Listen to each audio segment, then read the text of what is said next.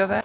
Thank you, Speaker, and I rise to grieve for Victoria and for Victorians that if they were ever to be led by a part-time Liberal opposition leader who prioritises holidays over community safety.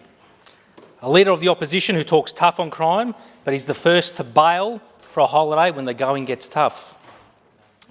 A leader of the opposition who talks tough in his party room over the December Christmas holiday break, but then who's doing it tough on the deck of a windy cruise ship when it's time to unwrap the new bail laws. A leader of the opposition who simply has no plan, no vision, no depth.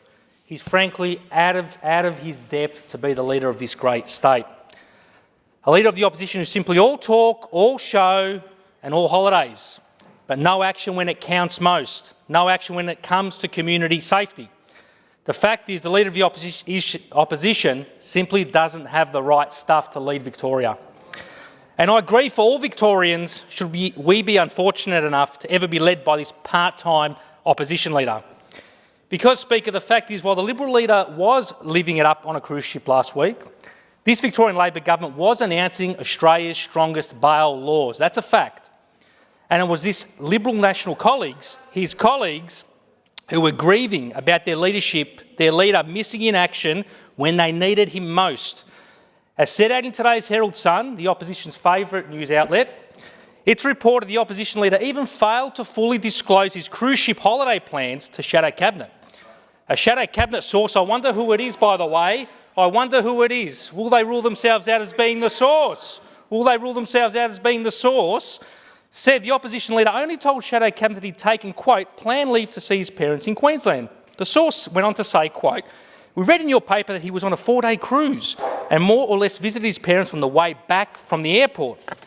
There was no mention of a 4-day cruise at all. It's deceptive and it's selective at best. Not a good way to operate. And I quote a source from the opposition, Shadow Cabinet, according to the Herald Sun. As set out by Sharon Deary in yesterday's Herald Sun, furious colleagues have slammed the opposition leader for, quote, an appalling lack of judgment. Being dubbed as his ScoMo moment, quote from a colleague again, the story reports that the opposition leader was on the Royal Caribbean showcase Quantum of the Seas sailing to Ali Beach. This, of course, left the poor old member for Malvern, the former opposition leader and shadow attorney, to front up to lead the opposition's response to the state's bail reform. And I respect and commend him for that.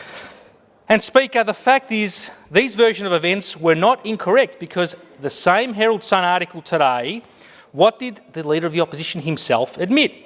Quote, this is what the Leader of the Opposition said. Was I upfront about it? No. Lesson learned. And he went on to say, and I quote, I did go on a cruise, I can't deny that. Now that I've got to start to focus on what I'm supposed to do here in the Victorian Parliament. Well, you would have thought, Speaker, that he would have been focusing on these important issues from day dot of being elected as the opposition leader way back in December. But the other big mystery, another big question I have as I grieve for Victorians about the opposition leader's holiday and his approach to how he's disclosed it or failed to disclose it is why didn't he tell his colleagues? And why didn't he appoint an acting opposition leader during his leave of absence? The opposition have, and I've gone through the Shadow Cabinet Ministry list, a deputy leader for the coalition, who's the leader of the Nationals. They've got a deputy leader of the opposition, who's the Liberal member for Nepean. So the opposition have 2 deputies to select as acting leaders, but the opposition leader chose none of them as the captain of his ship in the absence. We know the member for Nepean would have been too busy sprucing it up at the Grand Prix, lapping it up at the Grand Prix over the long weekend.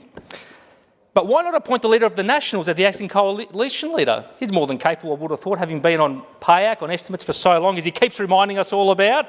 Good on him for doing so. Or why not appoint any one of the previously failed opposition leaders or opposition aspirants as acting leader? There's plenty of experience there. There's plenty of appetite there to take the job. As I said, you had the member for Malvern, effectively being the de facto opposition leader in the leader's absence last week as Shadow Attorney General. You've got the member for Bulleen at the table there as well, as we keep reminding ourselves. Also the Shadow Minister for Government Transition, which was a job, mind you, he was supposed to do as opposition leader in 2014 and 2018. The prime job of any opposition leader is to transition the opposition from opposition to the government benches. He failed in 2014, he failed in 2018, and now he gets promoted, I'd say, to the formal role of having to achieve that in 2026. Good luck. There's plenty of other aspiring members there as well that could have fulfilled that role too. The aspiring member for Kew, the member for Brighton, who I like to, I think, describe as the Frank Underwood of the 60th Victorian Parliament. The member for Caulfield, he would have taken such thorough notes, especially audially, while he was acting leader. He would have reported word for word what would have happened in the opposition leader's absence. And of course, we have the member for Hawthorn, who quite easily could have stepped back into that role and probably should have, to be frank, after that performance, because just look at the words of the previous opposition leader, the member for Hawthorn, in his really subtle but obvious dig at the current leader of the opposition in the papers today. And I quote, "I didn't get a chance to take leave. I worked pretty hard, but I'll let Brad handle that." Doesn't that say it all, Speaker? Doesn't that say it all? And to his credit, you know, the member for Hawthorn, I've got to say, worked bloody hard. For all the disagreements we had with him. Order. Member for Pascoe Vale, remind you about the use of unparliamentary language. Thank you, Speaker, for your guidance. The member for Hawthorn worked very hard. He worked very hard while he was opposition leader.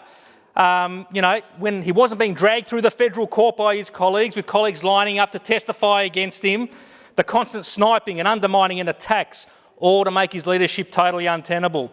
Now, the member for Hawthorn and I, to be fair, do have some very fundamental philosophical differences. There's no doubt about that in terms of policy, the approach we'd take in terms of, you know, addressing the issues and pursuing the opportunities for this great state. But we do share an Italian cultural heritage, and we share a Calabrian cultural heritage as well, which we're both proud of.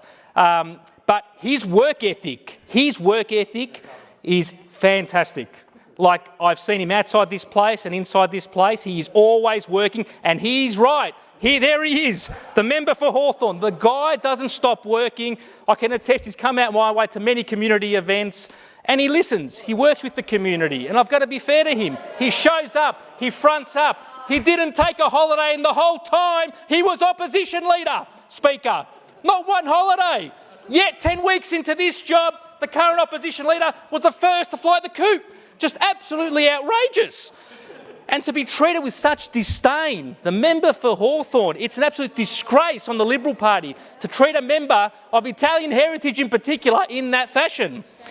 And as we've also heard from the member for Nepean, who's also out there aspiring himself, as I grieve for the state, Speaker, as I grieve for what a Liberal opposition government would mean. We've got an opposition totally focused on itself, including with the current deputy leader of the coalition or opposition. I'm not sure which one he is, but he told the Herald Sun, of course, on the 5th of July 2024, quote, "I want to be Premier, yes. I don't sit here in this place wanting to be the next Jeff Kennett or the next Sir Robert Menzies or the next John Howard. I want to be the first Sam Groth, and I want to do things my way." That's what he said. That's what he said, and I quote. And Speaker, the reality is the coalition party room is simply more divided than ever before. The reality is the opposition leader can't even run his own party room. How can you trust him to lead this great state? With the opposition leader so focused on managing all of these various Liberal Party internals, and Frank Underwood over there too, how can he possibly be focused on making our community safer? Holiday time is over, Speaker, and the leader of the opposition should get back to work ASAP and support the bail and knife reforms that we currently have before this House. And that's why I grieve for this state, because if a Battin Liberal government were to be elected, it will be one that's totally focused on itself with no plan for the future. And Speaker, we don't have to look that far ahead to imagine what a Battin Liberal government would actually look like and do. When previously asked who his political inspirations are, he names who else but Jeff Kennett. On the 6th of August in 2024, just go look at his Facebook, the opposition leader, he describes Jeff Kennett as, quote, "a fearless leader."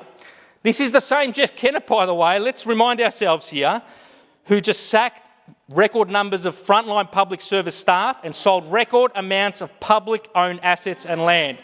Never forget, we should never forget, he closed 354 schools across this state, 12 in my community, which I've previously named: Oak Park, Hadfield, Coburg, Newlands, Hadfield Primary, Hadfield High, Fawkner Technical, Fawkner North Primary, Glenroy High, Coburg Technical, East Coburg Primary, Merlinston Primary, East Brunswick Primary School. He closed every single one of those schools. This is the opposition leader of today's hero, political hero. Jeff Kennett's the same person who ripped $1 billion out of education. He sacked 8,000 teachers. He sacked 3,500 nurses. He sold off the SEC. And again, all in the name of progressing the so-called move on agenda. Let's move Victoria forward agenda. While the Shadow Cabinet Secretary, again, Joe McCracken, he's already foreshadowed what will be happening in a future Liberal government. And I quote again, we saw what Campbell Newman did in Queensland. He cut extremely. He probably had to, but he lasted for one term. So I guess it's really difficult balancing act of how much do you cut, what do you cut, what services can you live without and what services you can't. It's going to have to be, I suspect, a wholesale audit of what's going on in government where we can make efficiencies. Those are the conversations I think we're having. First is what Mr McCracken has said. And Speaker, we know that is more code for cuts of schools, of cuts to education, of cuts to health, of cuts to frontline public services. And in very stark contrast, our record speaks for itself. We've been a government committed to safe and secure, well-paid jobs. Where's the opposition's plan for well-paid jobs? Delivering the education state. Where is the opposition's plan for education in this state? Delivering the big transport infrastructure bill, record investments in our health and hospital systems, improving community and sporting facilities, delivering on new social justice reforms around family violence, mental health, women and gender equality and community safety. And Speaker, it's on the Liberal opposition's approach to community safety that I particularly grieve on, because again, as the opposition leader was away on holidays, we were moving those stronger bail laws, and they need to get behind these reforms as soon as possible. But it's in addition to that, all the other measures we have been progressing, which they've stood to the sidelines of. $4.5 billion to support Victoria Police. More frontline police officers sworn in Victoria than any other state. 3,600 additional officers since 2014. 180 extra officers across my community of Marybeck. Of course, the stronger bail laws that have been introduced, which will specifically call out serious crimes, including home invasion, aggravated burglary, and examples of offences that present unacceptable risks for community safety. We've introduced, of course, those stronger laws to crack down on organised crime, outlaw motorcycle gangs, unexplained wealth, the illicit tobacco trade, illegal and dangerous weapons such as machetes, and again I cite the reforms that are before the Parliament at the moment that again I call on the opposition to support as a matter of priority. We've also worked to, of course, support victims of crime, and we've continued to invest in all the things that are about tackling root causes of crime. The big housing bill.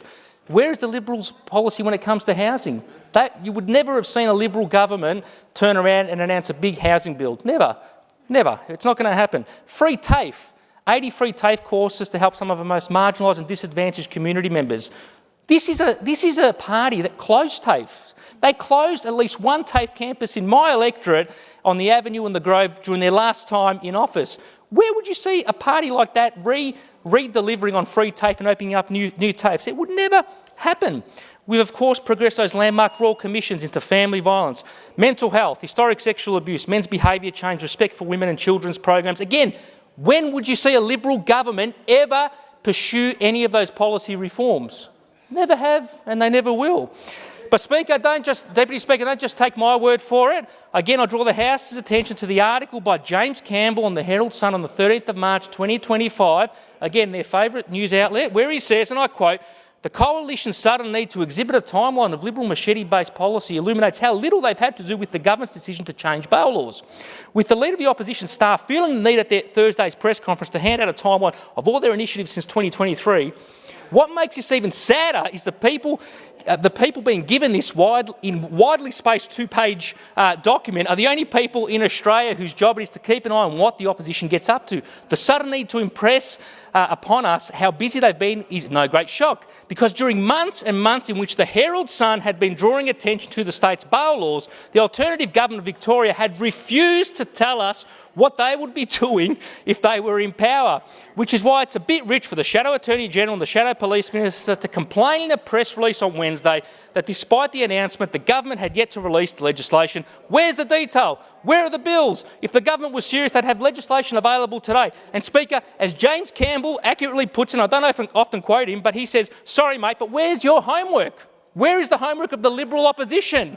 Again, where's your homework on crime policy? Where's the homework on jobs policy? Where's the homework on education policy, health policy and social justice policy? So, Deputy Speaker, we as a party have a 121 platform document, which is our policy platform. The Liberals have a one-pager. Even the Kentucky tour has a brochure that's 21 The member for Pascoe Vale knows better than to use props. It has all the fantastic European getaways, cruise holidays, interstate, intrastate, overseas that the